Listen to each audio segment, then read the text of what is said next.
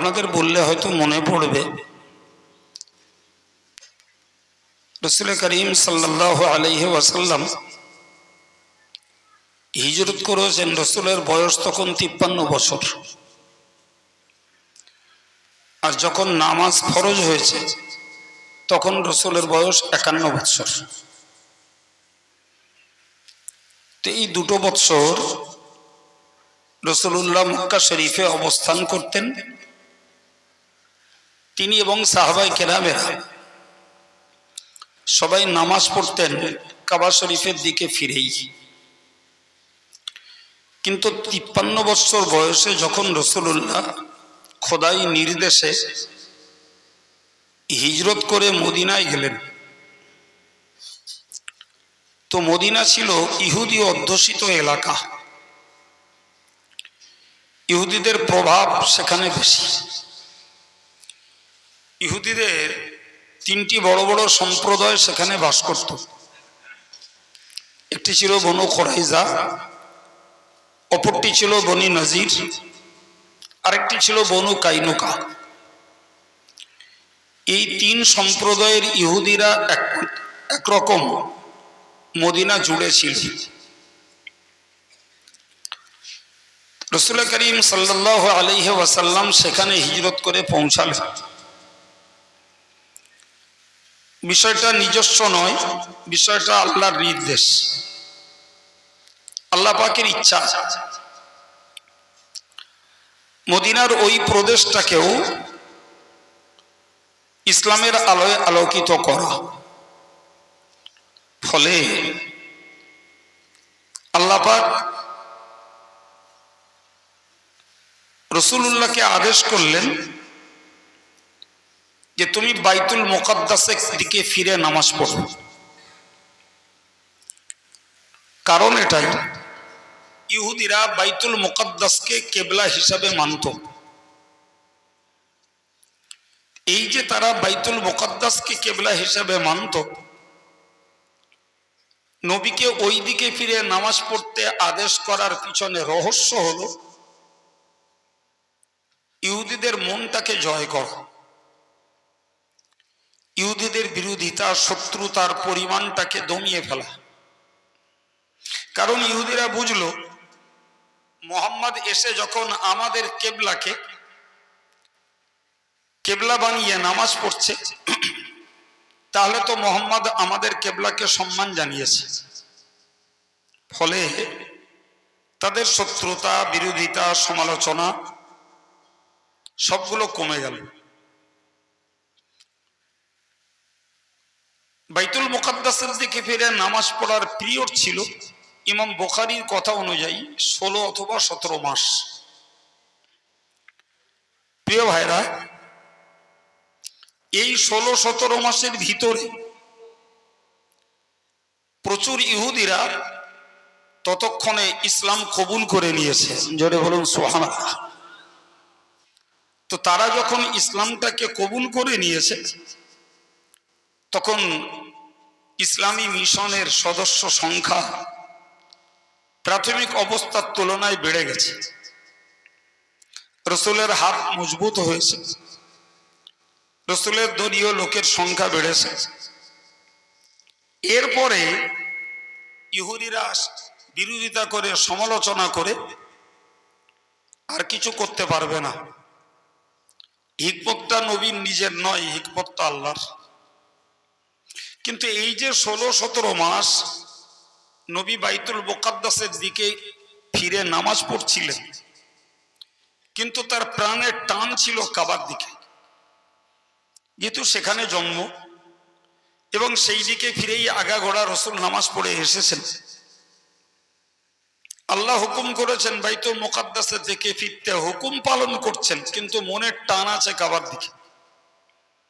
কোরআন বলছে কদ নারা তাকাল্লুবা ওয়াজহিকা ফিস সামাই, আল্লাহ বলছেন আমি দেখি তুমি তোমার চেহারাটাকে আসমানের দিকে ফেরাও। কারণ উপর থেকে ওহী নিয়ে জিবরিল আমিন নিচে নামে। রসুলের মনের বাসনা হলো যে কখন জিবরিল আমিন ওহী আনবেন আর এনে বলবেন যে আল্লাহ পাক আপনাকে বাইতুল মুকাদ্দাস থেকে মুখ ঘুরিয়ে কাবার দিকে ফিরতে আদেশ করেছেন, এই আশায় আশান্বিত হয়ে নবী আসমানের দিকে তাকাতেন, বিশেষভাবে রাতের বেলা। তো আল্লাহ বললেন ফালানুওয়াল্লিয়ান্নাকা কিবলাতান তারদাহ, আমি তোমাকে ওই কিবলার দিকে, ওই কেন্দ্রের দিকে ফিরিয়ে দেব যেদিকে তুমি খুশি। সুবহানাল্লাহ। এরপরে বললেন ফাওয়াল্লি ওয়াজহাকা শাতরাল মসজিদিল হারাম, তুমি মসজিদুল হারাম তথা কাবা বাইতুল্লাহর দিকে ফিরে যাও। ওয়া হাইসুমা কুনতুম, যেখানেই থাকো, ফাওয়াল্লু উজুহাকুম শাতরাহ, তোমাদের চেহারাটাকে সেই দিকে ফিরিয়ে নাও। এখান থেকে तमाम পৃথিবীর মুসলমান নামাজীদের জন্য নির্দেশ হলো, যারা কাবার পূবে তারা পশ্চিমে ফিরবে, যারা কাবার পশ্চিমে তারা পূবে ফিরবে, যারা কাবার উত্তরে তারা দক্ষিণে ফিরবে, যারা কাবার দক্ষিণে তারা উত্তরে ফিরবে। অর্থাৎ পৃথিবীর 4 স্কয়ারে যারা যেখানেই থাকুন, তার নামাজের মনটাকে স্থির করার জন্য কেন্দ্র হলো কাবা। সুবহানাল্লাহ। যখনই রাসূলুল্লাহ নির্দেশ পেলেন এবং কাবার দিকে মুখ ঘুরিয়ে নিলেন, এটা ছিল 4 রাকাত ওয়ালা একটা নামাজ। কেউ বলেছেন জোহর, কেউ বলেছেন আসর। রাসূল বাইতুল মুকাদ্দাসের দিকে ফিরে যে মসজিদে নামাজ পড়ছিলেন, 2 রাকাত নামাজ কমপ্লিট, আল্লাহর পক্ষ থেকে ওই অবস্থায় ওহী এলো যে তুমি কাবার দিকে মুখ ঘোরাও। রাসূল ছিলেন এদিকে ফিরে, 100 ডিগ্রি ঘুরে গেলেন আর একদিকে।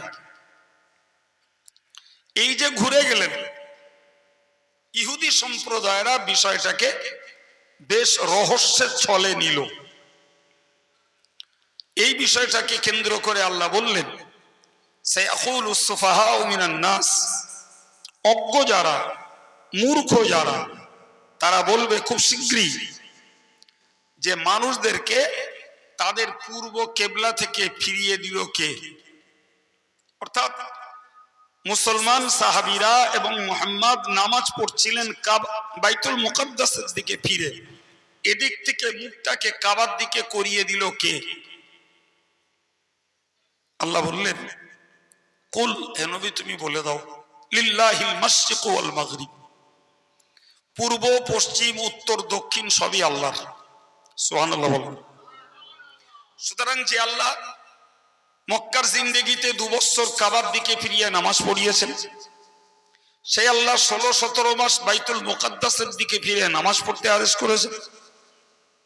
আবার সেই আল্লাহ বাইতুল মুকাদ্দাস থেকে মুখ ঘুরিয়ে আবার পুনরায় কাবা মুখ করিয়ে দিয়েছেন। ব্যাপারটা কার? সবাই মিলে বলেন ভাই। তাহলে আল্লাহ পাকের বিধানের উপরে ভুরু কুঞ্চিত করা, আল্লাহ পাকের বিধানের উপরে সমালোচনার পর্যালোচনা করা, এটি কখনো ইমানদারদের কাজ নয়। এটি কখনো, তো যারা সমালোচনা করছিল তারা অ্যাকচুয়ালি ইমানদার তো নয়, তাদেরকে আল্লাহ সুফাহা বলে আখ্যায়িত করেছেন। সুফাহা শব্দের অর্থ হলো অজ্ঞ, মূর্খ। জি, ইয়াহদি মান ইয়াশাউ ইলা সিরাতিন মুস্তাকিম, আল্লাহ যাকে ইচ্ছা করে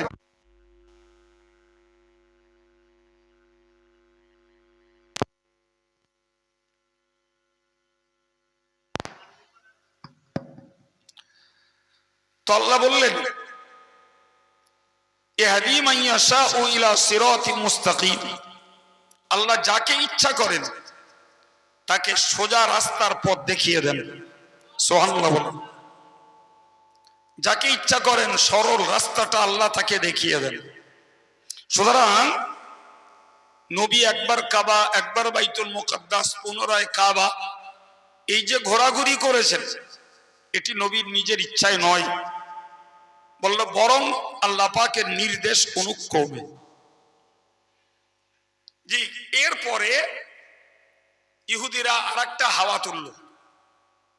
সে হাওয়াটা হলো এই যে ফের যখন কাবাকে কেবলা বানানো হয়েছে, ফলে এই যে 16-17 মাস মুসলমানেরা বাইতুল মুকাদ্দাসের দিকে ফিরে নামাজ পড়েছে, এই যে নামাজগুলো সব নষ্ট হয়ে গেছে। এদের নামাজগুলো নষ্ট হয়ে গেছে। ভাই এ আর এক সমস্যা। এখন এরা যখন এই হাওয়া তুললো, মানুষের কানে কানে আওয়াজটা পৌঁছে গেল, কানে কানে আওয়াজটা পৌঁছে গেল।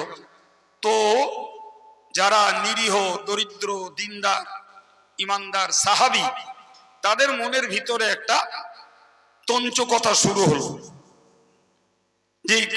যে আমরা যে বাইতুল মুকাদ্দাসের দিকে ফিরে নামাজ পড়লাম, আরে এই নামাজগুলো যদি নষ্ট হয় তাহলে সেক্ষেত্রে তো আমাদের সওয়াব জোগাড়ের এ কর্মটা লসে রান করবে। ঠিক না ভুল? আমার আল্লাহ পাক কোরআন নাজিল করে বললেন, লা ইউদিউ ঈমানাকুম। এখানে ঈমান শব্দের অর্থ হলো নামাজ। যে যারা বাইতুল মুকাদ্দাসের দিকে ফিরে 16-17 মাস নামাজ পড়েছে, তাদের আল্লাহ পাক তাদের এক ওয়াক্তের নামাজকেও নষ্ট করে দেবেন না। ইন্নাল্লাহা বিন-নাসি লারাউফুর রহিম। নিশ্চয়ই আল্লাহ পাক মানুষদের প্রতি তথা ঈমান ওয়ালাদের প্রতি যেমন স্নেহশীল তেমন দয়াশীল। সুবহানাল্লাহ বলেন, আর একটু মন খুলে বলেন। তাহলে মৌলিক ভাবে আল্লাহ তামাম পৃথিবীর মানুষের প্রতি দয়াশীল, কিন্তু স্পেশালি ঈমানদারদের প্রতি, কি নারী, কি পুরুষ, কি যুবক, কি বৃদ্ধ, এদের প্রতি আল্লাহ যেমন স্নেহশীল তেমন আল্লাহ দয়াশীল। সম্মানিত ভাইরা আমার, এই এতগুলো কথা গুছিয়ে আপনার কাছে তুলে ধরার পর এবার আরেকটা কথা বলছি। আল্লাহ পাক ঠিক এই বিষয়টাকে কেন্দ্র করে কোরআন শরীফের দুপারা 6 রুকুর গোড়ার আয়াত পাকটাতেই বলেছেন, লাইসাল বিররা আন তুআল্লু উজুহাকুম কিবালাল মাশরিক ওয়াল মাগরিব। বললে শোনো, তুমি পূর্ব দিকে ফিরছো না পশ্চিম দিকে ফিরছো, উত্তর দিকে ফিরছো না দক্ষিণ দিকে ফিরছো, এদিকটাই নেকি নয়। নেকি হলো আল্লাহর হুকুম মানার ভিতরে নেকি। সুবহানাল্লাহ। আল্লাহর হুকুমটা কার্যকর করার মধ্যে নেকি। ভাই আমাদের আম জনতার ভিতরে এরকম একটা বিষয় কাজ করে, জি কেউ একজনকে বলে তুই কাইম সাহেবের লোক, আরেকজন আরেকজনকে বলে তুই তো ফুরফুরার লোক। মানে বোঝানো হয় যেন যে কাইম সাহেব যেন ফুরফুরা বিরোধী, এরকম একটা বিষয়, এরকম একটা ব্যাপার। এদের যদি সেন্স থাকতো তাহলে একটা কথা এরা বুঝতো যে কোরআন বলছে কে পূব দিকে ফিরলো কে পশ্চিম দিকে ফিরলো, এতে নেকি নেই। এখন যদি কেউ কাইম সাহেবের পিছনে অনুসরণ করে সে যদি দিনদার, ইমানদার, নামাজি, মুসল্লি, আল্লাহওয়ালা হয়, আলহামদুলিল্লাহ, ওটাই কামনা। ঠিক কিনা বলেন? কেউ যদি ফুরফুরার পিছনে ঘুরে দিনদার, ইমানদার, আল্লাহওয়ালা হয়, ওটাই কাম্য। কিন্তু ব্যাপারটা এটা নয় যে তুমি ফুরফুরার কোন হুজুরের ভক্ত না কাইম সাহেবদের কারোর ভক্ত, অথচ তোমার কাছে ধর্ম থাকবে না, তোমার কাছে নামাজ থাকবে না, তোমার কাছে শরীয়ত থাকবে না, তুমি যার ভক্ত হও তুমি ভুল করছো। ঠিক না ভুল? ভুল করছো তুমি, তোমার সিদ্ধান্ত ভুল হচ্ছে।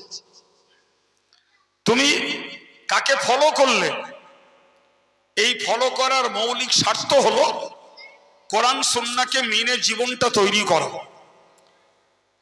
কোরআন হাদিস ইজমা কিয়াসের আলোকে নিজের জীবনটাকে গড়া। এটাই হলো একজন ইমানদার মুসলমানের ধর্ম জীবনের মূল লক্ষ্য।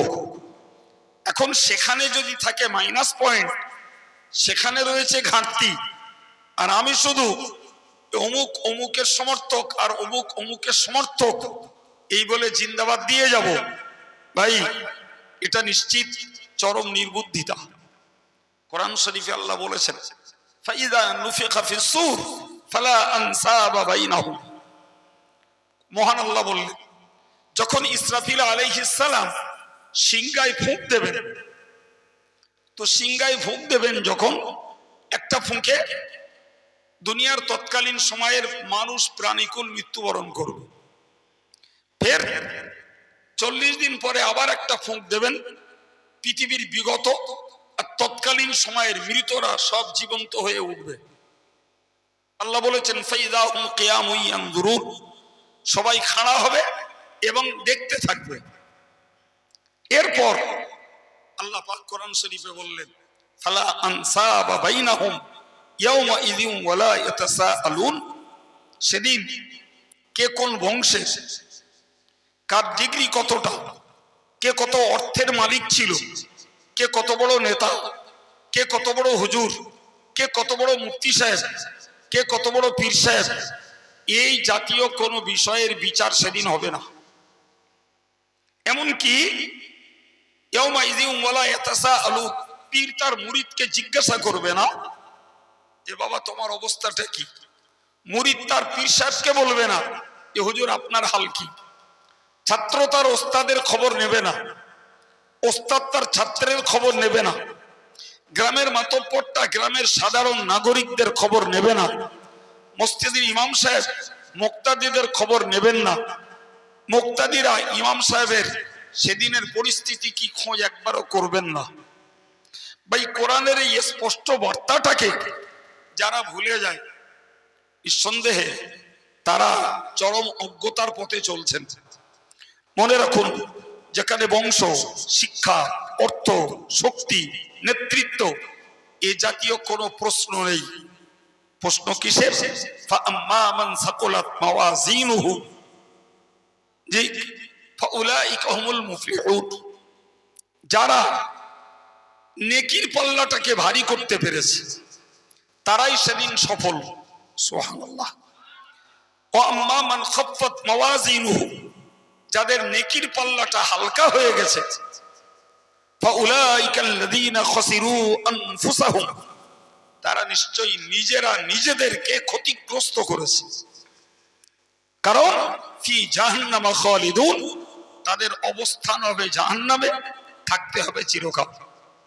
তাহলে এই অংশ থেকে আমাদেরকে একটা চেতনামূলক শিক্ষা নিতে হয়। সেটি হলো আমি কার দলে, কার পিছনে ঘুরি, এ প্রশ্নের আগে আমি আমার নেকির পরিমাণ কতটা বাড়াতে পারছি, আমার নেকির পাল্লাটাকে ভারী করছি না নেকির পাল্লাটা হালকা হয়ে যাচ্ছে, এই ভাবনা যারা ভাবেন তারাই বুদ্ধিমান। কথা বুঝতে পারছি? আল্লাহ পাক এদিকে ইঙ্গিত করে বললেন শোনো, পূর্ব দিকে আর পশ্চিম দিকে ফেরায় নেকি নেই, তুমি কার পিছনে, ওতে নেকি নেই, ওতে নেকি নেই। বরং নেকি কিসে? খুব গভীরতার সঙ্গে বুঝুন। এই আয়াত পাকে আল্লাহ পাক 6টি পয়েন্ট বলেছেন। কটা বললাম? 6টা। নাম্বার 1, ওয়ালাকিন্নাল বিররা মান আমানা বিল্লাহি ওয়াল ইয়াউমিল আখির ওয়াল মালাইকাতি ওয়াল কিতাব ওয়ান নাবিয়্যিন। প্রথম নম্বরে বললেন তোমার ইতিকাদ, তোমার আকীদাটাকে তুমি দুরুস্ত করো, তোমার আকীদাটাকে তুমি সঠিক করো, তোমার আকীদাটাকে তুমি দোষ মুক্ত করো। সুবহানাল্লাহ। কি সেটা? মৌলিক কয়েকটা পয়েন্ট আল্লাহ কোরআনে তুলে দিয়েছেন। নাম্বার 1, আল্লাহ পাক তুলে দিয়েছেন যে নেকি হলো যাই আল্লাহর প্রতি ঈমান এনেছে, ঈমান এনেছে আখিরাতের প্রতি, ঈমান এনেছে ফেরেশতাদের প্রতি, ঈমান এনেছে কিতাবের প্রতি, ঈমান এনেছে নবীদের প্রতি।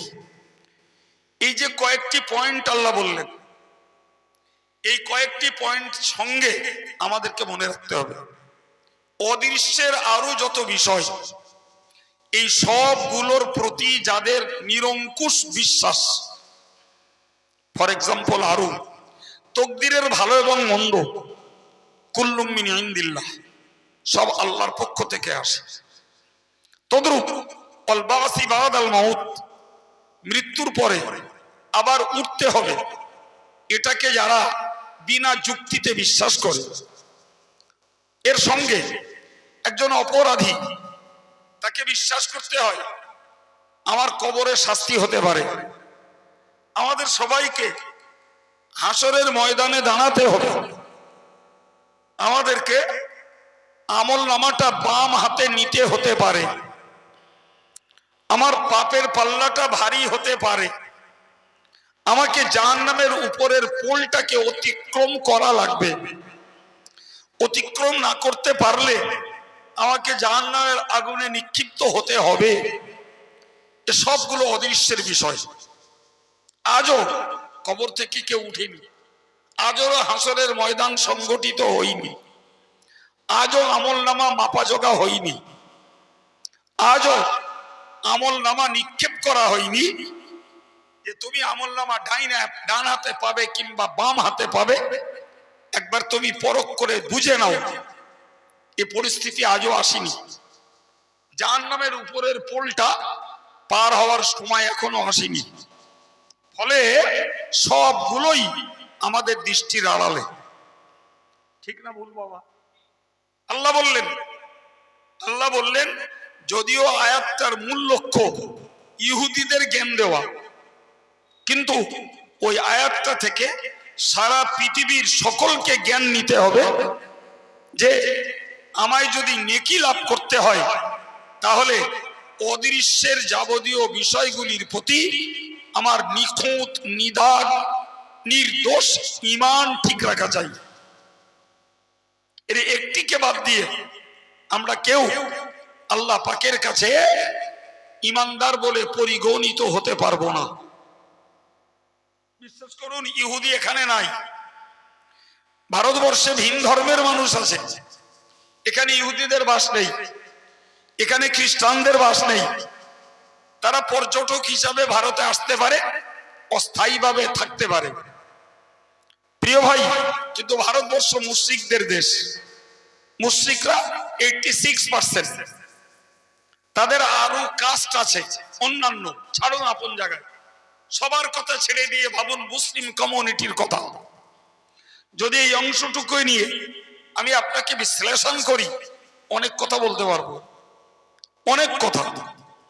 প্রিয় ভাইরা আমার, কোরআন শরীফে আল্লাহ বলেছেন ওমা ইউমিনু আকসারুহুম বিল্লাহ ইল্লা ওহুম মুশরিকুন। আল্লাহ বললেন ওমা ইউমিনু আকসারুহুম বিল্লাহ, অধিকাংশ মানুষ আল্লাহর প্রতি তারা ঈমান ঠিক রাখে না। কার কথা? কার কথা? তো এই কথাটা ইহুদি, খ্রিস্টান, মুশরিক, কাফের, বৌদ্ধ, তেলেগু, তামিলি, আর্য, অনার্য এদের কারোর জন্য আল্লাহ বলেননি। এদের এই কথাটা আল্লাহ বলেছেন যারা কলেমা পড়ে ঈমানের দাবি করে, সেই তাওহীদপন্থী জনতাদেরকে আল্লাহ বললেন যে এরা অধিকাংশ ঈমানদার নয়, ইল্লা ওহুম মুশরিকুন, বরং এরা হলো মুশরিক। ভাই, যারা ঈমান মূলত আনেনি তাদের নিয়ে আমাদের টেনশন নয়, কিন্তু আমার ভাইরা, আমার মায়েরা যারা ঈমান আনবার পরে শিরকের দোষে বিজড়িত, তাহলে এরা তো এদের বিশ্বাসটাকে নিখুঁত করতে পারলো না বাবা। এই পেরেছে কি? হ্যাঁ, তাহলে তোমার নিজস্ব নেকি সঞ্চয়ের পথে বাধা পড়ছে, যেহেতু তোমার ঈমান ঠিক নাই। ফর এক্সাম্পল, যদি আমি ঘুরিয়ে যদি বলি ভাই, প্রচুর মুসলমান ছেলে মেয়ে আছে ভারতবর্ষে, পশ্চিম বাংলায়, যারা আজও কোন দরগায় যেয়ে মাথা ঠোকে, যারা আজও কোন পীর অলিদের মাজারে যেয়ে সেখানকার ধুলো মাখে, যারা আজও পীর অলিদের মাজারে যেয়ে সেখানে ভিক্ষা করে, যাত্রা করে, যারা আজও পীর অলিদের মাজারে যেয়ে সেখানে তেল পানি রেখে দিয়ে কেউ ফুঁফা দেয় না সেই তেল পানি ব্যবহার করে, যারা আজও পীর অলিদের মাজারে যেয়ে সেখানে তারা ছাগল গরু হাজত মান্নত করছে। কথা বলেন, আমি গল্প বলছি না বাস্তব? হ্যাঁ, যদি বাস্তব যদি হয় এরা বলো কলেমা পড়া ভাই বোন, এরা বলো কলেমার দাবিতে এরা তৌহিদপন্থী, এরা একত্ববাদের বিশ্বাসী সম্প্রদায়, অথচ আল্লাহর ওই আয়াত পাকের কথাটি এদের জন্য প্রযোজ্য। কারণ তোমার রিজিক, তোমার সম্মান, তোমার সন্তান, তোমার রোগ মুক্তি, তোমার সুস্থতা, সবকিছুর একছত্র অধিপতি আল্লাহ, এটাই তো তোমার ঈমান। আমার কথা বুঝতে পারেননি? আমার রিজিকের মালিক কে? আমার সম্মানের মালিক কে? আমাকে সন্তান দেওয়ার মালিক কে? আমাকে রোগ সুস্থ করার মালিক কে? আমাকে অপমান করার মালিক কে? প্রিয় ভাইরা আমার রোজগার দেওয়ার মালিক কে? তাহলে যে বিষয়গুলির সঙ্গে ঈমানের সম্পর্ক, আমি সেই বিষয়গুলির ক্ষেত্রে যদি আমার বিশ্বাসটাকে আমি চেঞ্জ করে আমি মনে করি পীরের দরবারে হাজত করলে আমার ছেলে হবে, আমি যদি মনে করি ডাক্তার বাবু আমার রোগ সারাবে, আমি যদি মনে করি যে অবৈধ কর্ম করলে তবে আমার রিজেক হবে, ভাই এই জাতীয় কাজগুলি এই বিশ্বাসের বিরোধী কিনা? বলেন বলেন বলেন, বিশ্বাসের বিরোধী। তাহলে বিশ্বাসের বিরোধী মানেই তার ঈমানটা সর্বনাশ হচ্ছে। এখন তুমি এই দাগওয়ালা, দোষওয়ালা, খুঁতওয়ালা ঈমান নিয়ে তুমি যদি নামাজ আদায় করো, তুমি যদি রোজা করো, তুমি যদি জিকির করো, তাসবিহ পড়ো, দান সদকা করো, আলেম ওলামা ভক্তি করো, পীর পীরজাদাকে ভক্তি করো, তোমার একটাও তো তোমার জন্য উপকারে আসবে না। কারণ মুশরিকের কোনো ইবাদত আল্লাহ পাকের কাছে মকবুল নয়। সুতরাং আমি ওয়াজ করতে বসিনি ইহুদি খ্রিস্টানদের কাছে, আমি আলোচনা করতে বসেছি ইমানদার মুসলমানের কাছে। সুতরাং ইমানদার মুসলমানকে বিশ্বাস করতে হবে যে আমার ইমানের কোন রকমের খুঁত খাত আল্লাহ পাক বরদাস্ত করবেন না কোনো অংশে, কোনো অংশে। অথচ আমরা বাস্তব চিত্রটাকে পর্যালোচনা করে দেখতে পাচ্ছি প্রচুর পরিমাণে মুসলমানদের ভিতরে ইমানি ত্রুটি বিচ্যুতি বিদ্যমান। পার ডে এমন কোন দিন নেই যে কিছু না কিছু মুসলমান শিরকের কাজের সঙ্গে বিজড়িত নয়। ভাই এমনকি আল্লাহ পাক কোরআন শরীফে বললেন লাইন আশরাকতা লা ইয়াহবাতান্না আমালুক, তুমি যদি বিগত দিনে ঈমান সহ কোন নেকির কাজ করে রাখো আর এরপরে যদি শিরক করো তো সামনের গুলো তো ক্ষতিগ্রস্ত হলো, পিছনের গুলো সব মুছে যাবে, কিচ্ছু থাকবে না, সব বিনষ্ট। ভাই মুফাসসিররা বলেছেন এটার নাম হলো ইতিকাদ, তথা নেকি সঞ্চয় করতে গেলে নাম্বার 1 তার বিশ্বাসটাকে নিখুঁত করা দরকার। আল্লাহ আমাদের সকলকে এই আলোচনা বোঝার এবং এই আলোচনা মাফিক আমাদের জীবনটাকে প্রতিষ্ঠিত করার তৌফিক দেন, বলুন আমিন। আর একটু জোরে বলেন আমিন। সম্মানিত ভাইরা আমার, আমি এর বেশি আর ব্যাখ্যা দেব না, ওই পর্যন্তই এটাকে ছাড়ুন। নাম্বার 2 আল্লাহ বললেন ওয়াআতাল মাল আলা হুব্বিহি যাবিল কুরবা ওয়াল ইয়াতামা ওয়াল মাসাকিন ওয়া ইবনাস সাবিল ওয়াস-সাইলিন ওয়া ফির রিকাব। দ্বিতীয় নম্বরে আল্লাহ বললেন যে ইসলাহে কলব, তোমার অন্তরাত্মা সংশোধনের জন্য তোমাকে কতগুলো পয়েন্টে কাজ করতে হবে। কি সেটা? আল্লাহ বললেন যে ওই লোকটা, যে লোকটা তার মালকে, তার অর্থকে মালের মোহাব্বত থাকা সত্ত্বেও আল্লাহর মোহাব্বতে দান করে, ওই লোকটা নেকির জোগাড়ের মালিক, ওই লোকটা সওয়াবের হকদার। কথা বোঝা গেল কি? আচ্ছা, মালের প্রতি মোহাব্বত নেই কার? আপনারও আছে, আমারও আছে। যেহেতু জগৎ অর্থের সঙ্গে সম্পর্কের একটা জায়গা, অর্থ ছাড়া দিন দুনিয়া কোনোটাই চলে না, কোনোটাই না। ধর্ম করতে গেলেও অর্থ চাই, সংসার চালাতে গেলেও অর্থ চাই।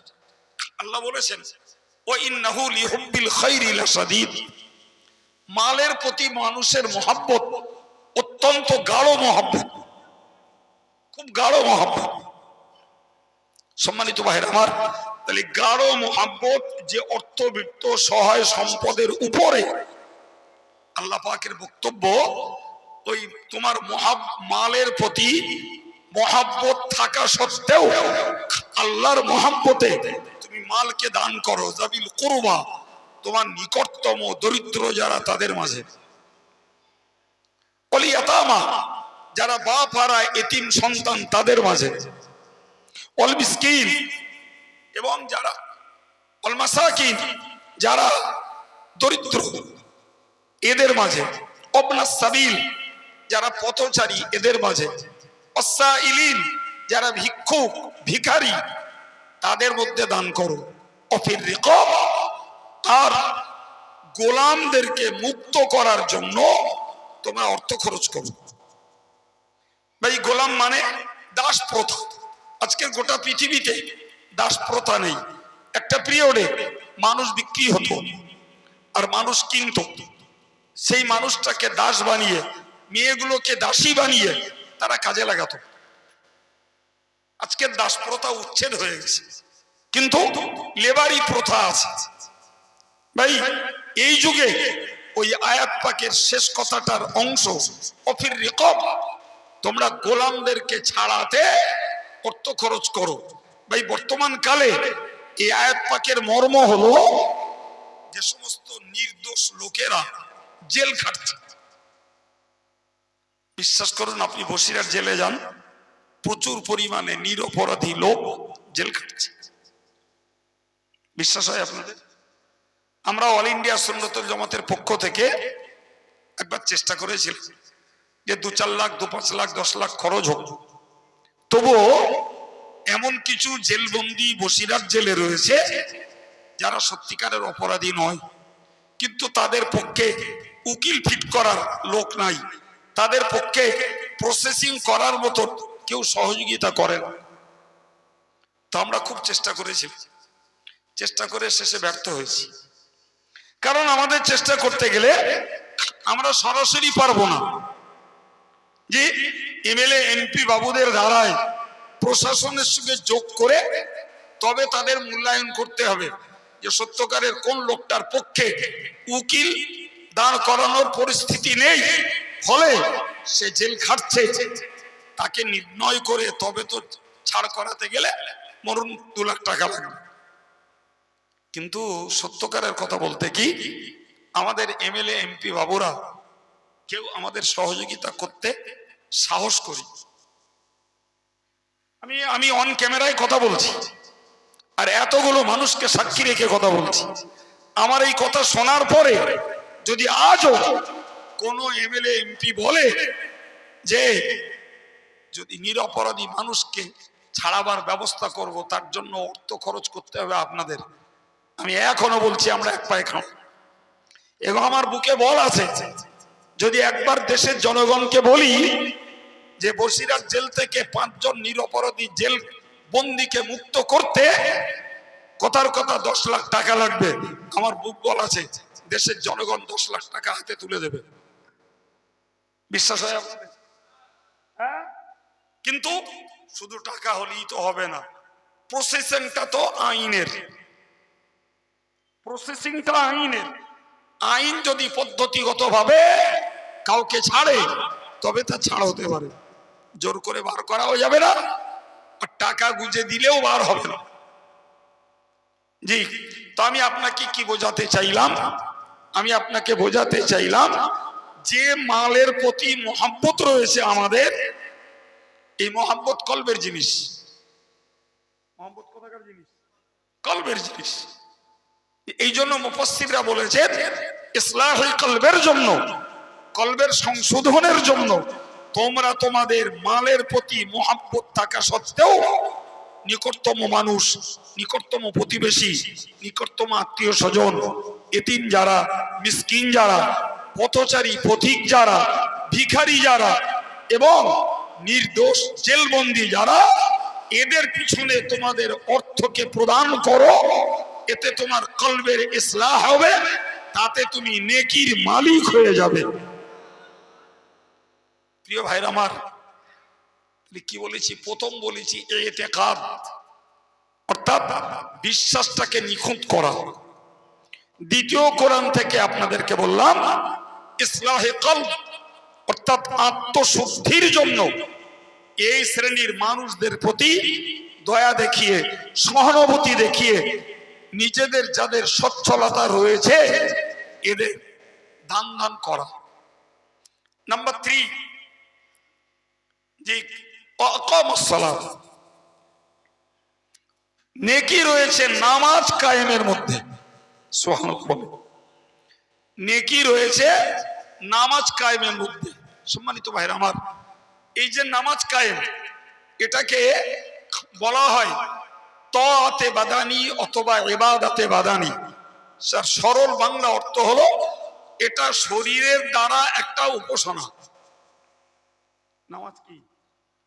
আবার বলছি, মুখস্থ করুন। শরীর দ্বারা, অর্থাৎ আমার অঙ্গ প্রত্যঙ্গের দ্বারা একটা উপাসনা করা, এটার নাম নামাজ। এর সঙ্গে বিজড়িত অতিরিক্ত শরীরের ইবাদত বুঝুন, রোজা, এটাও শরীরের কষ্টের একটা ইবাদত। জিকির শরীরের অঙ্গ জবানের একটা ইবাদত। জি ভাই আমার, তো বাহ্যিক অঙ্গ দ্বারা জিকির, তাসবিহ, তেলাওয়াত বা নফল নামাজ, নফল রোজা, এই জাতীয় যতগুলো কাজ করা যায়, আল্লাহ বললেন এই কাজগুলোর মধ্যে রয়েছে নেকি। সুবহানাল্লাহ বলেন। ভাই আমাদের ভাইরা, মায়েরা, মুরব্বীরা, আলহামদুলিল্লাহ, যারা এই ইবাদতে বাদানি শরীরের কষ্টের ভিতর দিয়ে যে ইবাদতগুলো সম্পন্ন হয়, এগুলো যে বা যারা করছেন, আমাদের দোয়া আল্লাহ আমাদের সকলকে মওত পর্যন্ত ইবাদতের উপরে কায়েম রেখে দেন। বলুন আমিন। কারণ ইবাদত একটা পিরিয়ডে করে ছেড়ে দেওয়ার বিষয় নয় বাবা। জি, কোরআন শরীফে আল্লাহ বলেছেন ওয়াবুদু রাব্বাকা হাত্তা ইয়াতিয়াকাল ইয়াকিন। সূরা হিজরের শেষ আয়াত পাকে আল্লাহ বলেন ওয়াবুদু রাব্বাকা, ওগো নবী তুমি তোমার রবের ইবাদত করো হাত্তা ইয়াতিয়াকাল ইয়াকিন, মৃত্যু আসা পর্যন্ত। এর মানে হলো ইবাদত কিছুদিন করে ছেড়ে দেওয়ার বিষয় নয়, বরং ইবাদতকে করে যেতে হবে কতক্ষণ বাবা? মৃত্যুর আগ পর্যন্ত। তবে তার সঙ্গে ফুকাহে কেরামেরা একটা শর্ত লাগিয়েছেন, সেটা হলো সজ্ঞানে থাকা। কি থাকা? অজ্ঞানীর উপরে ইবাদতের বোঝা চাপে না।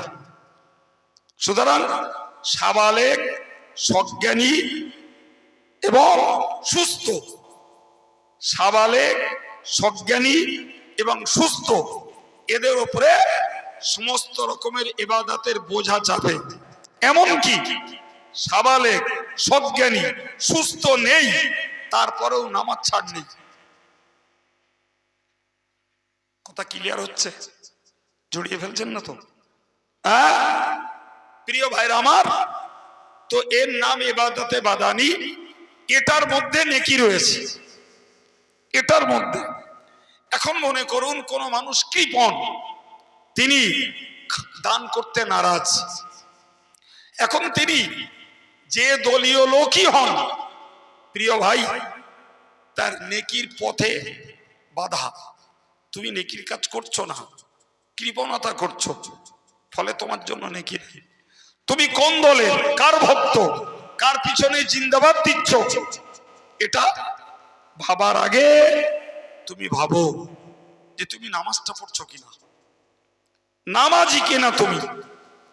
এই জন্য আমি বললাম আলহামদুলিল্লাহ, যারা বিশ্বাস ঠিক রেখেছে, কলবের ইসলাহের জন্য, কলবের সংশোধনের জন্য নামাজ কালামগুলোকে যথাযথ পড়ছেন, ভাই দান ধন করছেন, এদের জন্য আমাদের দোয়া এবং আপনাদের দোয়া কিন্তু আমার যে ভাইয়েরা, যে মায়েরা, যে প্রিয় যুবকেরা আজও যারা নামাজের প্রতি মোহাব্বত দেখাতে পারেননি, তাদের একটু চেতনা ফেরার দরকার। আপনি যার ভক্ত হন, নামাজ পড়বেন না, কেউ আপনার সহায় নেই, কেউ না, কেউ না। বরং মনে রাখুন, বরং মনে রাখুন, ফরজ, ওয়াজিব, সুন্নাত, সুন্নতে মুআক্কাদা, এই তিন প্রকারের নামাজে কারো ছাড় নাই, কারো ছাড় নাই। কোন ইমানদার সাবালেক সাবালিকা মুসলমানের ছাড় নাই। ফরজ, ওয়াজিব, সুন্নতে মুআক্কাদা এগুলি এক পর্যায়ের কম্পালসারি ডিউটি। এগুলো না করলে নিশ্চিত তিনি কবিরা গুনাহগার, মহা গুনাহগার। হ্যাঁ বাবা, স্বাধীনতা আছে। নফল নামাজ আমি পড়তে পারি, নাও পারি। নফল রোজা পড়তেও পারি, করতেও পারি, নাও পারি। নফল দান করতেও পারি, নাও পারি। নফল জিকির করতেও পারি, নাও পারি। নফল তাসবিহ পড়তেও পারি, নাও পারি। নফল তেলাওয়াত করতেও পারি, নাও পারি। যিনি করবেন তিনি আল্লাহর ঘনিষ্ঠ হবেন, সুবহানাল্লাহ বলেন। যিনি যত করবেন তার আমলের পাল্লাটা তত ভারী হবে। যিনি যত করবেন তিনি আল্লাহ পাকের নৈকট্য প্রাপ্ত বান্দায় পরিণত হবে, সুবহানাল্লাহ। সুতরাং যারা দিনদার, ইমানদার এবং ফরজ, ওয়াজিব, সুন্নতে মুআক্কাদা নামাজগুলো যারা আদায় করেন, তাদের কাছে আমার বাই হার্ট রিকোয়েস্ট, আসুন না, আমরা জগতের সবকিছুর উন্নতি দেখছি। আমাদের খাওয়া পড়া, বাড়ি ঘর, জমি জায়গা সবকিছু ডেভেলপ হচ্ছে, কিন্তু একটু যদি ভাবি তো আমার মনে হয় আমরা স্বীকার করতে বাধ্য যে আমাদের ধর্মীয় কাজে উন্নতির ঘাটতি। তো যারা দিনদার, ইমানদার মানুষ, তাদের কাছে আমার একান্ত ভাই হিসাবে, মুরব্বী হিসাবে, স্নেহাশিস প্রিয় যুবক হিসাবে আমার দাবি, আসুন আমরা ধর্মীয় আমলের পরিধিটা একটু বাড়াই। যেমন 5 ওয়াক্ত নামাজ পড়ছিলাম, তো উন্নতি করতে গেলে কি 6 ওয়াক্ত পড়বো? না, তা নয়। আমরা 5 ওয়াক্ত ফরজ নামাজের ডিউটি পালন করব, সঙ্গে চেষ্টা করব মাগরিবের পরে আওয়াবিনের নামাজটা পড়ার, চেষ্টা করব রাতের বেলা তাহাজ্জুদের নামাজটা পড়ার, আমরা চেষ্টা করব ফজরের নামাজটা পড়ে সূর্য উদয় হয়ে যাবার মিনিট 20 পরে এশাকের নামাজটা পড়ব। যার সুযোগ আছে আর একটু বেলা চড়লে চাষতের নামাজটা পড়ব। তবেই আমাদের ধর্ম জীবনের কিছু উন্নতি হয়েছে বলে মনে হবে। তা না হলে আপনি খোঁজ নেন 40 বছর আগে 5 ওয়াক্ত নামাজই আজও সে 5 ওয়াক্তই রয়ে গেছে। আমি আগেই জবাব দিয়েছি যে হুজুর তাহলে কি 6 ওয়াক্ত পড়বো? না, 6 ওয়াক্ত নয়, এই নামাজগুলোর কথা হাদিস শরীফে রয়েছে। তো 5 ওয়াক্ত যখন আমরা পড়ার দীর্ঘদিনের অভ্যস্ত হয়েছি, এই নফলগুলো একটু বাড়াতে তো পারি। আমরা মাগরিবের নামাজ পড়ে কিছুক্ষণ তো একটু সময় দিয়ে আল্লাহ আল্লাহ করতে পারি, সুবহানাল্লাহ পড়তে পারি, আলহামদুলিল্লাহ পড়তে পারি, লা ইলাহা ইল্লাল্লাহ পড়তে পারি, আল্লাহু আকবার পড়তে পারি। ঠিক একইভাবে ফজরের নামাজ পড়ে এই তাসবিহ, তাহমিদ, তাকবীর, তাহলিল, এই কালামগুলো তো আমরা পড়তে পারি। তবে তো বোঝা যেত যে আমরা আমাদের ধর্ম জীবনে কিছু উন্নতি করছি। আমার বলাটা খুব ভুল হচ্ছে বাপ? বলেন বলেন, সারা জীবন একই চলবে, একই চলবে, তাহলে এই নেকির পাল্লা ভারী হবে কিসে? আরে বাবা, ফরজ নামাজ, রোজা, ওগুলো তো কম্পালসারি ডিউটি, ওর স্যালারিও ফিক্সড। দায়িত্বগুলো যেমন আবশ্যকীয়, ওর মজুরিও বাঁধা ধরা, ওর সওয়াব বাঁধা ধরা। কিন্তু যত ওভার ডিউটি দেবো ততই মজুরি বেশি পাবো। ওভার ডিউটি কিছু করতে হবে। দেখেন না কোম্পানির ঘরে, সরকারের ঘরে 8 ঘন্টা কম্পালসারি ডিউটি, তাতে যা বেতন পায় 4 ঘন্টা ওভার ডিউটি দিলে সেই সম পরিমাণ বেতন পেয়ে যায়, বরং আরো বেশি পায়। ব্যাপারটা ওই রকমই। ফরজ, ওয়াজিব, সুন্নতে মুআক্কাদা এগুলো যেমন একটা নিশ্চিত দায়িত্বের কাজ, এগুলো করাই লাগবে, কিন্তু অতিরিক্ত যদি কিছু করি আমার আল্লাহ খুশি হলে ভাই অনেক বেশি পরিমাণে সওয়াব আল্লাহ দিতে পারেন। সুতরাং আমাদের সকলকে এই সওয়াবের পাল্লাটা ভারী করার প্রতি একটু মনোযোগ বাড়াতে হবে বাবা। সম্মানিত ভাইরা আমার, মনে রেখে দিন, এশার নামাজ পড়ার পরে সাধারণত আমাদের নিয়ম হলো খাওয়া আর ঘুম। খুব কম লোক আছে যারা এশার নামাজ পড়ার পরে কাজ কাম করে, এমন মানুষ সংখ্যায় খুবই কম। আমি এশার নামাজ পড়ে যে শোবো আর ঘুমবো, একটু বসি না, এশার নামাজ পড়ে একাত সবার একটু দরুদ শরীফ পড়ি না, ওটা একটা উত্তম সময়। এশার নামাজ পড়ে কিছুক্ষণ 100 বার সুবহানাল্লাহ, 100 বার আলহামদুলিল্লাহ, 100 বার লা ইলাহা ইল্লাল্লাহ, কি 100 বার বিসমিল্লাহির রহমানির রহিম একটু পড়লাম, হাত দুটো তুলে বললাম, আল্লাহ আমার আব্বা মা ইন্তেকাল করেছে, তাদের ক্ষমা করে দাও, আর আমি এই যে দোয়া কালামগুলো পড়েছি আমার ভুলটাকে মাফ করে এর সব আমার আব্বা মার রুহে বকশিশ করে দাও। কবে সভা দেব, কবে হাফেজ সাহেব ডাকবো, কবে ইমাম সাহেবের ডেকে বাড়ি নিয়ে যাব। তাই মৃত বাপ মা, দাদা দাদি, নানা নানি এদের জন্য দোয়া সবরেসানি করাবো। এটা হয়তো মাঝে মধ্যে ওকেশনালি আনুষ্ঠানিক ভাবে সম্ভব, কিন্তু বিশ্বাস করুন কবরের মুর্দা যারা, তাদের অভাবের শেষ নেই। আমরা মরিনি বলে বুঝতে পারছি না, কিন্তু কোরআন হাদিস পড়লে বোঝা যায় তারা চাতক পাখির মতো দোয়ার সওয়াবের দিকে তাকিয়ে আছে। যদি পরিবারের ছেলে মেয়ে, বিবি বাচ্চা এরাই যদি দিনদার, ইমানদার, নামাজি, মুসল্লি হয়ে যায়, আর এরাই যদি দোয়া সবরেসানির দায়িত্ব নেয়, বিশ্বাস করুন মুর্দারা অনেক অনেক উপকার পাবে। এবং শুধু মুর্দারা পাবে না, আমি যেগুলো পড়বো ও সবগুলো আমারও তো সঞ্চিত হবে। প্রিয় ভাই আমার, কথার পৃষ্ঠে বলতে যে বললাম যে নেকি যদি পেতে হয় ইবাদতে বাদানি তথা শরীরের দ্বারা যে ইবাদত গুলো করা যায় সেগুলোকে যারা করে তারাই সওয়াব পায়, শুধু জিন্দাবাদ দিয়ে পাওয়া যায় না বাপ। সম্মানিত ভাইরা আমার, আল্লাহ ভালো বলেছেন ওয়া আতাজ যাকাতা। 4 নম্বর কথা হলো নেকি যদি পেতে হয় তোমাকে যাকাত আদায় করা লাগবে। নেকি যাকাত আদায়, নেকি টাকা পয়সা মুঠো করে রাখার মধ্যে নেই। হাত খোলো, হিসাব কষো, যাকাত দাও। বিশ্বাস করুন রাগ করবেন না, মাকড়ার মানুষকে আমি মানে মন থেকেই জ্ঞানী মনে করি, কারণ এখানে বহু দিনের অনেক বুজুর্গ আলেম ওলামাদের আনাগোনা হয়েছে। ভুল বললো মনে হচ্ছে, ঠিক বলেছি? সে ধারাবাহিকতা আজও বাকি আছে আলহামদুলিল্লাহ। ফলে বাংলার মানুষের জ্ঞান আছে, এটা আমি বিশ্বাস করি। জি, তারপরেও বলছি আমার যেটা মনে হয়েছে যে এখনো প্রচুর মুসলিম ভাই আছেন যারা যাকাতের মসলা বোঝেন না। যদি রাগ করেন তাহলে আমি একটু বুঝিয়ে দিচ্ছি, যদি মনে করেন হ্যাঁ খুব বুঝি তাহলে মনে করুন যে আমার কথাটা রিপিটিং হলো, আর যদি মনে করেন না সত্যিই বুঝিনি তাহলে শেখার দরকার আছে।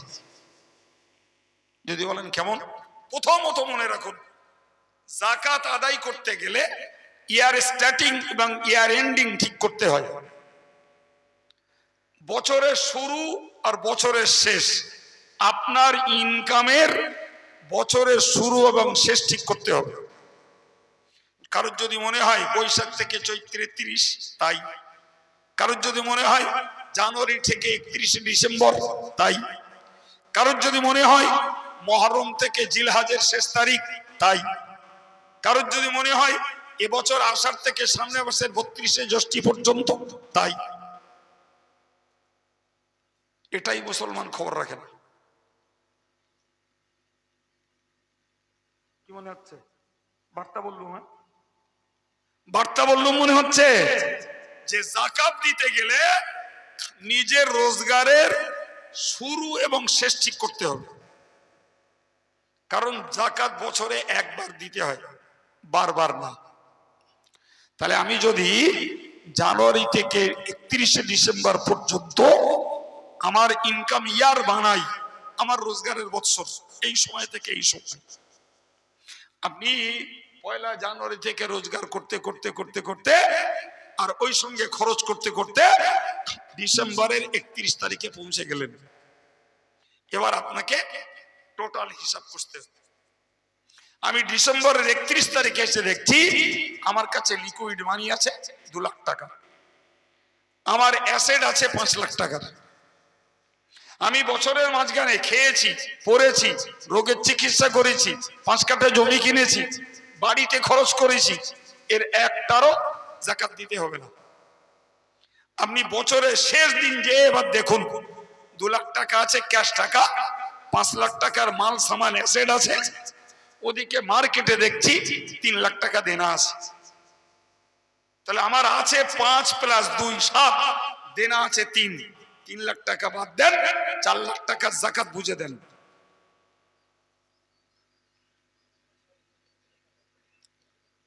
কথা বুঝতে পারছেন কিছু?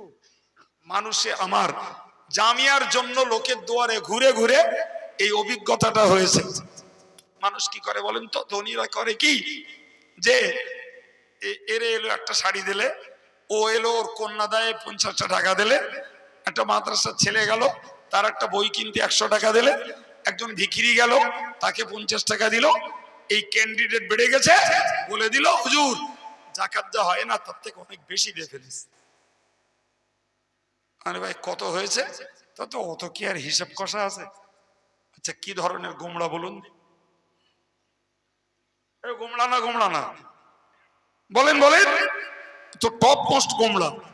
হ্যাঁ, যাকাত গাদা টাকা দেওয়ার বিষয় নয়, 10 জনের জায়গায় 100 জন ক্যান্ডিডেটকে দেওয়ার ব্যাপার নয়। যাকাত তো হিসাবের করি, হিসাবটা কষো, হিসাবটা কষো। আমি একজন ভদ্রলোকের কাছে জামিয়ার জন্য দান নিতে গেছি রমজান মাসে, 500 টাকা দিচ্ছে, 500 টাকা দিচ্ছে। তাই বললাম আপনার মতো লোক 500 টাকা দিলে এই বেসরকারি সম্পদগুলো চলবে কিসে? তো হচ্ছে হুজুর দে আর পারতিস না, দে পারতিস না। যাক ভালো। তা বললাম দিচ্ছেন কি এমনি দান না যাকাত? তো যে যাকাত যা হয় তার থেকে অনেক বেশি দেওয়া হয়ে গেছে। তাই ভদ্রলোকের ঘুরিয়ে বললুম যে আপনি 500 টাকা দিয়েছেন আমি অতি খুশি, আপনাকে 700 টাকা দিতে হবে না, একটু বলুন তো আপনার যাকাত কত হয়েছে? তাহলে অত হিসেব নেই। আমি সর্বনাশ, কি কপাল পুড়েছে, ও আগুন নিয়ে খেলা করছে। তুই আমার দিবি না আলাদা কথা, তুই কিন্তু দোয়া লাগবে, ও টাকা তোর না রে, ও টাকা তোর নয়। আল্লাহ বলেছেন অফি আমওয়ালিহিম হাক্কুল লিসাইলি ওয়াল মাহরুম, ধনীর অর্থে বঞ্চিত দরিদ্র ভিখারীদের পয়সা রয়েছে। তোমার পকেটে গরিবের পয়সা, তুমি তাকে না দিয়ে সে পয়সা ভোগ করবে, তুমি আগুন নিয়ে খেলা করছো। আমি বললাম ভাই তো আপনি হিসাব তো করেননি। আচ্ছা আপনি বলেন দাদন দিয়েছেন কত টাকা? তো ধরুন বললো 10 লাখ টাকা। আর ড্যাম্পারি ইট আছে ক টাকার? তো 1,20,00,000 টাকার। মানে মাটি তুলেছেন কত টাকার? সেও এরকম 5-7 লাখ টাকার। জি, মানে কোন টাকা যদি আপনার কাছে না থাকে, এই যে বছর ঘোরার পরে লেবারদের দাদন দিয়ে রেখেছেন ওটা আপনার ক্যাশ, যেটা মাটি তুলে রেখেছেন ওটা আপনার ক্যাশ, যে ইট ভাটায় পড়ে আছে ওটা আপনার ক্যাশ, যে ইট ড্যাম্পারে রয়েছে ওটা আপনার ক্যাশ। তখন বলছে অত হিসাব করে পারা যায়? ব্যাপারটা বোঝা গেছে? এরকম অভিজ্ঞতা আমার আরো 2-4টে আছে, আর বলবো না। একটাকে বললাম শুধু আপনাদের চেতনাটাকে ফেরানোর জন্য। এরা যদি একবারও ভাবতো যে নেকি রোজ নেকি আদায় করতে গেলে, নেকি কামাই করতে গেলে যাকাত দেওয়া লাগবে, না দিলে কি সর্বনাশ। আল্লাহ পাক কোরআন শরীফে বলেছেন, والذين يكنزون الذهب والفضة ولا ينفقونها في سبيل الله فبشرهم بعذاب أليم। আল্লাহ বলেছেন, ভালো করে মন দেন, কোন দিন কোন সাবজেক্টে কথা বলায় আল্লাহ জানেন। আজকের এখানে বসে যে সাবজেক্টের উপরে কথা বলছি, ইতিপূর্বে কোনোদিন বলিনি, আমার ভালো মনে আছে। যদি আপনারা শুনে থাকে রেকর্ড দেবেন, তাহলে বুঝবো যে আমার ভুল হয়ে গেছে, মনে নেই। সুতরাং আল্লাহ যেটা বলাচ্ছেন আজকের জন্য এটা শোনা লাগবে। আল্লাহ বললেন, যারা সোনার উপর সঞ্চয় করেছে বা সোনার উপর জায়গায় সোনার উপর প্রতীকী টাকা যাদের আছে, টাকা যাদের আছে, অথচ সেই সোনার উপর টাকা আল্লাহর রাহে খরচ করে না, আল্লাহ বললেন ফাবাশশিরহুম বিআযাবিন আলীম, ওদেরকে যন্ত্রণাদায়ক শাস্তির সংবাদ শোনাবো। কে রে বাবা? জি প্রিয় ভাইরা, আমার দিকে তাকান। শাস্তি কখনো সুসংবাদ হয়? অথচ ওই কথাটাই আল্লাহ বলেছেন, যন্ত্রণাদায়ক শাস্তির সুসংবাদ শুনিয়ে দাও। এটা আল্লাহ বলেছেন বিদ্রুপাত্মক ভাবে, শাস্তি অথচ সুসংবাদ। শাস্তিটা কি? ইয়াউমা ইউহমা আলাইহা ফি নারি জাহান্নামা ফাতুকওয়া বিহা জিবাহুহুম ওয়া জুনুবুহুম ওয়া যুহুরুহুম হাদা মা কানাসতুম ফাযুকু মা কুনতুম তাকনিজুন। মহান আল্লাহ বললেন, কিয়ামতের কঠিন দিবসে জাহান্নামের আগুনে গলানো হবে তোমার সঞ্চিত টাকা পয়সা, তোমার সঞ্চিত সোনা রূপা, এমনকি মেয়েরা যে সোনা গহনা গুলো ব্যবহার করে ওগুলোকেও যাকাত দেওয়া লাগে। হাতের, কানের, গলার, পায়ের, নাকের যাই হোক সেগুলোও যাকাত দেওয়া লাগবে। খোঁজ নিয়ে দেখবেন তো, খোঁজ নিয়ে দেখেন যে কটা পরিবারে মেয়েদের গয়নার যাকাত দেয়। কিরম মনে হচ্ছে ভাই? আপনারা সমাজে বাস করেন তো নাকি? হ্যাঁ, সমাজের হাল অবস্থায় কি মনে হয়? আমাদের মেয়েরা যে গহনাগুলো ব্যবহার করে, যে গহনাগুলো আলমারিতে স্টক করে রেখেছে, এগুলো কি আর যাকাত দেয় বলে মনে হয়? হ্যাঁ, যাকাত তো সে দেবে না, দিলে তার স্বামী দেবে, কি মেয়ের পক্ষে বাপ দেবে? যা আমার টাকা এত আর সোনার বিনিময়ে এত। খোঁজ নেন কি ভয়ঙ্কর কাজ হচ্ছে জানেন? এইগুলোকে জাহান্নামের আগুনে গরম করা হবে। গরম করে এই আয়রন হিট করে যেমন জামা পালিশ করা হয়, স্ত্রীরা গরম করে প্রথমত ছেঁক দেওয়া হবে কপালে, দ্বিতীয়ত ছেঁক দেওয়া হবে পাশায়, তৃতীয়ত ছেঁক দেওয়া হবে পিঠে। কোরআনের ভাষা, ফাতুকওয়া বিহা জিবাহুহুম ওয়া জুনুবুহুম ওয়া যুহুরুহুম। এখন বলেন, স্ত্রীরা হিট করে যদি কপালে, পাশারে, পিঠে ধরা হয়, কাতরাবে না কাতরাবে না? ছটফট করবে না করবে না? জি, আমার আল্লাহ বলেছেন ওই সময়ে বলা হবে ফেরেশতাদের পক্ষ থেকে, হাযা মা কানাসতুম, তুমি ছটফট করো না, তুমি যন্ত্রণায় কাতরিও না, এগুলো তো তোমার সঞ্চিত সম্পদ। ফাযুকু মা কুনতুম তাকনিজুন, তুমি নিজেই যেগুলো সংগ্রহ করেছিলে আজকের তার টেস্ট, তার স্বাদ তুমি গ্রহণ করো। এবার বলেন, যাকাত না দেওয়াটা কতটা বিপজ্জনক?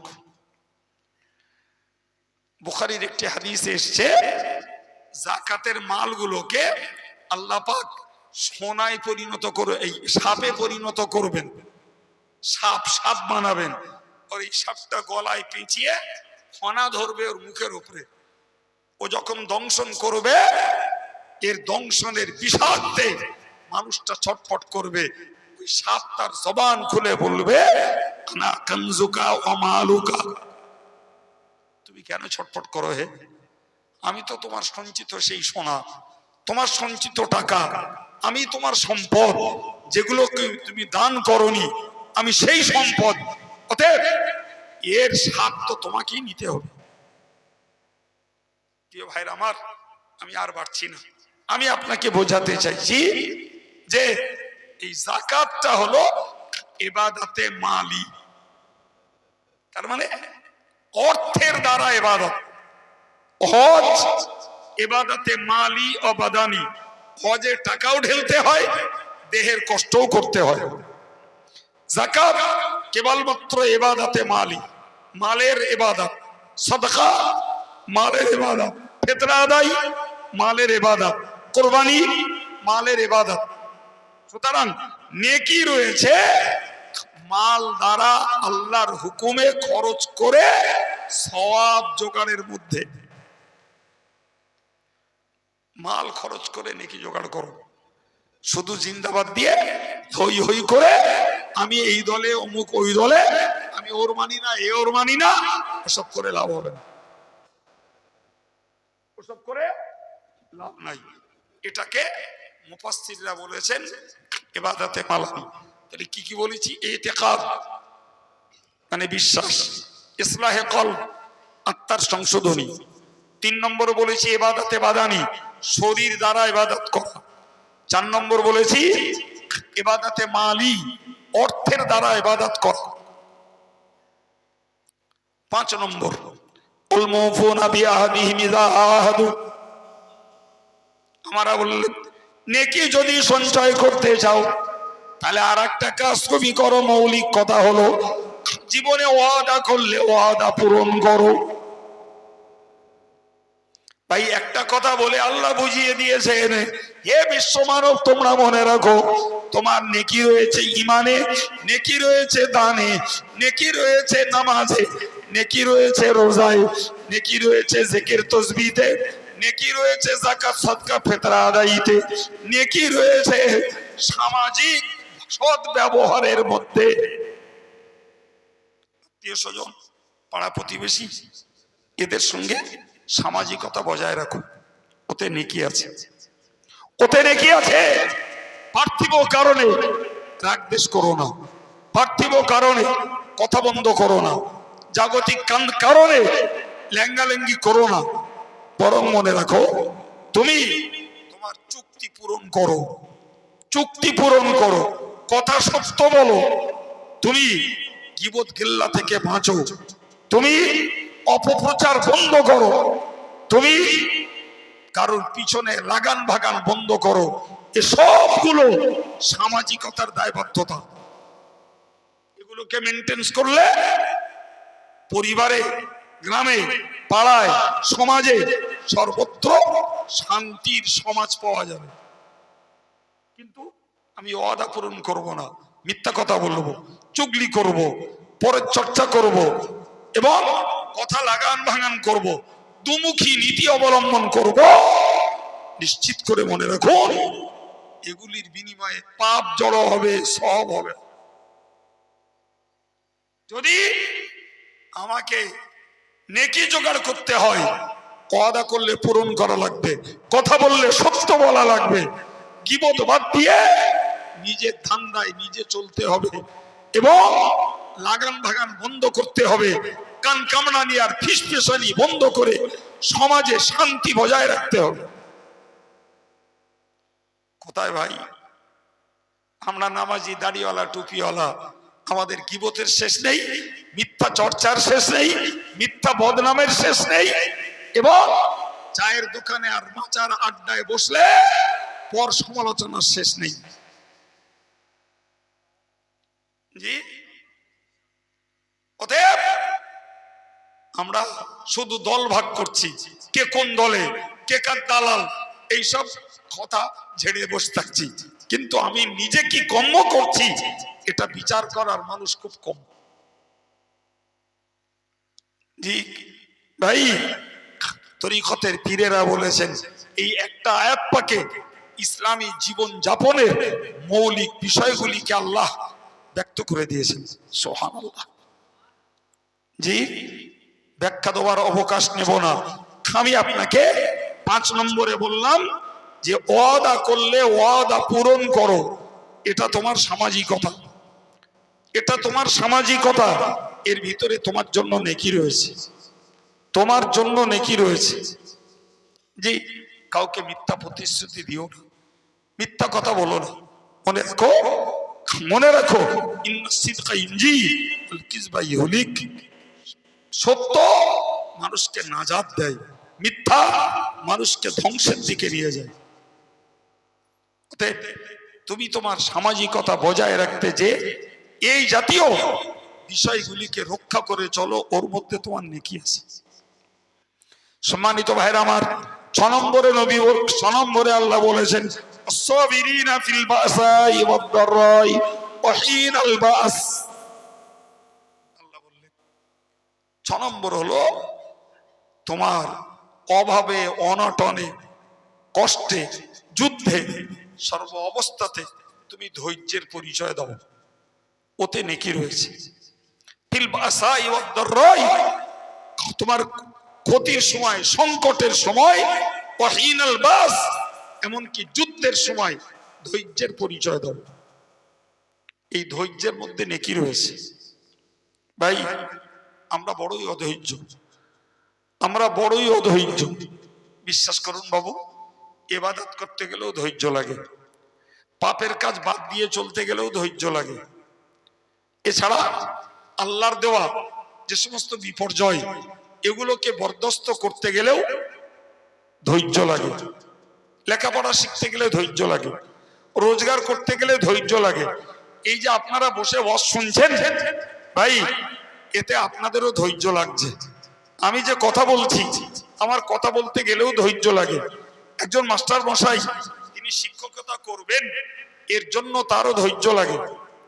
জি ভাই, ধৈর্য ছাড়া একটা স্ত্রীলোক শান্তিতে সংসার করতে পারে না, ধৈর্য ছাড়া একটা পুরুষ লোক সংসারের ভারসাম্য রক্ষা করতে পারে না।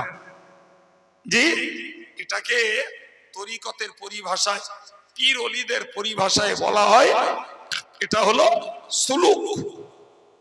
অর্থাৎ তোমার ধৈর্যের ভিতরে নির্ভর করছে আপনার আমার সুন্দর আচার ব্যবহার, সুন্দর আচার ব্যবহার নির্ভর করছে। তাই কটা বললাম বাবু, নেকি হলো ইমানের মধ্যে, নেকি হলো কলবের সংশোধনের মধ্যে, নেকি হলো নামাজ রোজা জিকির তাসবিহ তেলাওয়াতের মধ্যে, নেকি হলো হজ যাকাত সদকা ফিতরা কুরবানির মধ্যে, নেকি হলো ওয়াদা খেলাফি, কথা রক্ষা, সত্য কথা বলা, মিথ্যা থেকে বাঁচা এবং গীবত গিল্লা থেকে বাঁচা, পাশাপাশি কোটনামি থেকে বাঁচা। এর মধ্যে রয়েছে নেকি। আর নেকি রয়েছে যাবতীয় বিষয়ে ধৈর্যের মধ্যে। এই এতগুলো কথা বলার পরে এই সব কথাগুলো হলো যে জমানায় নাজিল হয়েছিল, এই কথার লক্ষ্যস্থল ছিল সরাসরি ইহুদিরা। ইহুদিরা এই কাজগুলোর একটাও করতো না। এই কথা বুঝতে পারছেন কি? ইহুদিরা এই কাজগুলোর একটাও করতো না। যারা ওই কেবলা নিয়ে প্রশ্ন তুলেছিল যে কেন মুহাম্মদ বাইতুল মুকাদ্দাসের দিকে ফিরে কাবার দিকে গেল, কেন সাহাবীরা বাইতুল মুকাদ্দাস থেকে মুখ ঘুরিয়ে কাবা মুখ হলো, জি, তার জবাব দিলেন আল্লাহ, ইহুদিদের মুখ বন্ধ করলেন, বললেন দেখো পূর্ব পশ্চিম উত্তর দক্ষিণ এই ফেরাফিরিতে নেকি নাই। নেকি ঈমান আনো, নেকি এতিম অনাথ দরিদ্র অসহায় দান করো, নেকি নামাজ পড়ো, নেকি যাকাত সদকা ফিতরা আদায় করো, নেকি নিজেদের সামাজিক ব্যবহারটাকে ঠিক রাখো এবং নেকি ধৈর্য ধারণ করো। ভাই আমার, ওই একই মেসেজ, একই বার্তা কিয়ামত পর্যন্ত সকল ইমানদার মুসলমানের জন্য পালনীয়, গ্রহণীয়। ইমানদার মুসলমানের জন্য এইগুলোই অনুসরণীয়। তার মানে কে কোন দলে, কার পিছনে জিন্দাবাদ দিচ্ছ, কার পিছনে হই করছো, জি এসব দেখে লাভ হবে না। যদি হতে পারি আমরা সত্যকারের ইমানদার, সত্যকারের অন্তরকে সংশোধন করতে পারি, সত্যকারের যদি নামাজি হতে পারি, যাকাত দাতা হতে পারি এবং ওয়াদা পূরণ করতে পারি, ওয়াদা খেলাফি না করি, আর সমস্ত বিষয়ে যদি ধৈর্য ধারণ করি, আলহামদুলিল্লাহ আমরা নেকি পাবো। আল্লাহ বললেন উলাইকাল্লাযীনা সাদাকু ও উলাইকা হুমুল মুত্তাকুন। এরাই হলো সত্যবাদী, এরাই সত্যবাদী। আল্লাহ পাক কোরআনে বলেছেন ইয়া আইয়ুহাল্লাযীনা আমানুত্তাকুল্লাহা ওয়া কুনু মা'আস সাদিকিন। হে ঈমানদারেরা, তোমরা সত্যবাদীদের সঙ্গী হও। কাদের সঙ্গী? তার মানে এই কাজগুলো যারা করে ওদের সঙ্গে ওঠা বসা করো, ওই কাজগুলো যারা করে তাদের সঙ্গ দাও, ওই কাজগুলো যারা করে তাদেরকে ফলো করো। সুবহানাল্লাহ বলে ওই লোকগুলোকে সত্যবাদী বলেছেন আল্লাহ। পরে বলেছেন ও উলাইকা হুমুল মুত্তাকুন, আর এরাই হলো খোদাভীরু, আর এরাই হলো সংযত মানুষ। খোদাভীরু, এরাই সংযমী, এরাই সংযমী, এরাই খোদাভীরু। জোরে বলেন সুবহানাল্লাহ। যে আর খোদাভীরুদের জন্য কোরআনের ঘোষণা, যে আমার আল্লাহ বলেছেন উইদ্দাত লিল মুত্তাকিন, জান্নাত তৈরি রয়েছে মুত্তাকিন যারা, তাদের জন্য। জোরে বলেন জি। তার মানে পৃথিবীতে এই কাজগুলো যারা করে তারা সত্যবাদী, তারা মুত্তাকি, আর এদের সঙ্গে যারা মিলেমিশে এদের কাজকে যারা অনুসরণ করে তারাই মুত্তাকি। আর এই মুত্তাকি এদের জন্যই আল্লাহ জান্নাত বানিয়ে রেখেছেন। সম্মানিত ভাইরা, মুত্তাকির মানে বলেছি যে আল্লাহকে ভয়কারী এবং আল্লাহর ভয়ে সমস্ত অন্যায় কাজ থেকে যারা বিরত থাকে, এরাই হলো মুত্তাকি, এরাই মুত্তাকি। আর এদের জন্য বরাদ্দ, যেটা বলেন কি, জান্নাত। এদের জন্য বরাদ্দ কি, জান্নাত। সম্মানিত ভাইরা, আমি একটানা কোরআনকে সামনে রেখে কিছু তাফসীর আপনাদেরকে শুনিয়েছি, এবং অগোছালো ভাবে নয়, শুরু থেকেই একটা গোছালো কথা কোরআনের তাফসীরের মাধ্যমে আপনাদেরকে শুনিয়েছি। আল্লাহ সকলকে বুঝ দেন। সবাই বলুন আমিন। আর একটু মহব্বত করে বলেন আল্লাহুম্মা আমিন। আসুন প্রিয় নবীর প্রতি সালাম। ইয়া নবী